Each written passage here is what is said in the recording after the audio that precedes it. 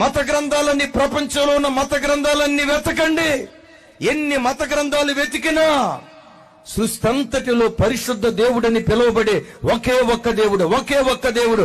కామ క్రోధ లోభ మోహ మద మాత్సర్యాలను జయించిన వాడు, ఆ జన్మ బ్రహ్మచారిని పేరు వహించిన వాడు, పాపము చేయని వాడు, పాపము లేనివాడు, పాపం అంటే ఏమిటో ఎరగని పరమ పవిత్రుడు.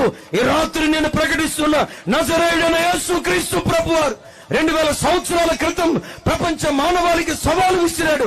ఏమన్నా తెలుసా? నాలో పాపం ఉన్నదని మీలో ఎవడైనా స్థాపించగలడా? 2000 సంవత్సరాల క్రితం నా ప్రభు విసిరిన సవాలు నేటికి మానవాళి చెవుల్లో గింగుర్లమంటూ మారుమోగుతూనే ఉంది. పరిశుద్ధుడు ఒకే ఒక్కడు, ఒకే ఒక్కడు, ఒకే ఒక్కడు.